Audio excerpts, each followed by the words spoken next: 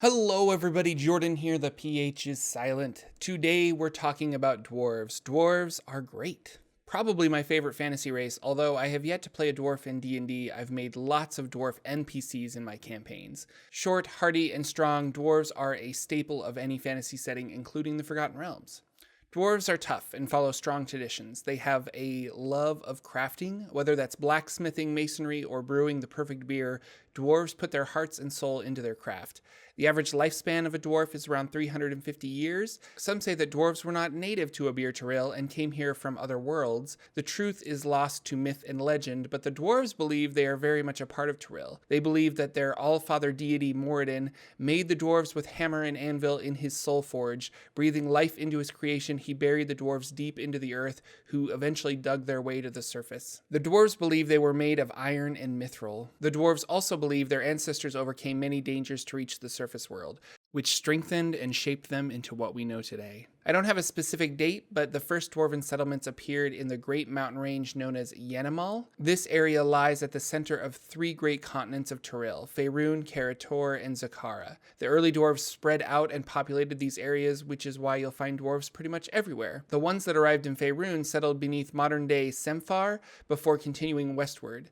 The first great kingdom of the dwarves in Faerun is known as Baradin, which was deep underneath present-day Shar. Many of these dwarves left Baradin to explore and continued westward, populating Tathir, and Kalimshan. Meanwhile, the dwarves that stayed behind in Baradin were overrun by drow and the city was lost. These dwarves resettled in the surrounding caverns in an area known as the Great Rift and became known as Gold Dwarves. The dwarves that left Barandin went to become Shield Dwarves. The clan of Shield Dwarves known as Clan Duragar dug too deep and was captured by Mind Flayers. The Mind Flayers shaped the progress of this clan until the dwarves broke free from their Mind Flayer masters.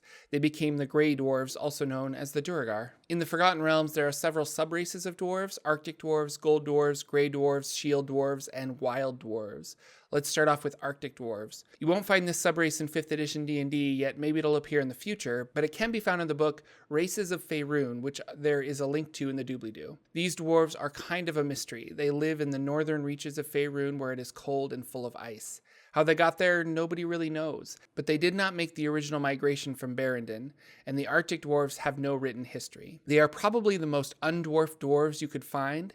They are open and friendly, and unlike other dwarves, have very little interest in mining or crafts. They devote themselves mostly to hunting, fishing, raising children, and leisure activities. Dwarf clan names that usually mean the world to a dwarf hold little sway with the Arctic dwarves. They are fairly rare in Faerun, but you might run into one if your adventure takes place north along the Great Ice Sea. Gold dwarves are next, found mostly in the south, especially in the immediate vicinity of the Great Rift, and they are the dominant subrace of dwarves in the south.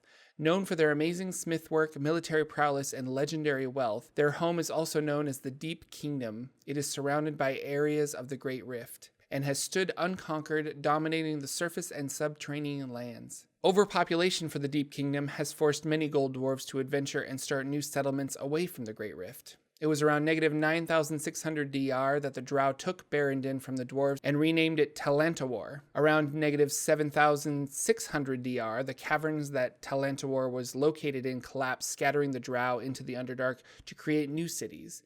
Many gold dwarves believe this was the will of Moradin, destroying Talantawar with his mighty axe. Scholars believe the cavern roof was weakened, though, through excessive tunneling and reliance on magic to support the ceiling. Gold dwarves hold tight to tradition and believe it is what has kept them safe and strong for several generations. The Grey Dwarves, or Duragar, I spoke of in a previous video. If you want to know more about these dwarf cousins, then click the link in the top right of the screen or in the doobly-doo. Shield dwarves are the most common in and around the Sword Coast. These are the dwarves that wanted adventure and had an urge to explore. They left the dwarf settlement of Barandin and headed west and north. Most of the dwarves you'll meet in the north are shield dwarves. They've had a rough go of it, though, living in near constant state of war for generations. War with giants, goblins, orcs, and other monstrous races that live in northwestern Faerun. Shield dwarves are slow to trust and hold grudges generations back. Shield dwarves are renowned artisans, particularly in metal and stone. They focus on sturdiness and usability, crafting caverns and tools that will last many lifetimes.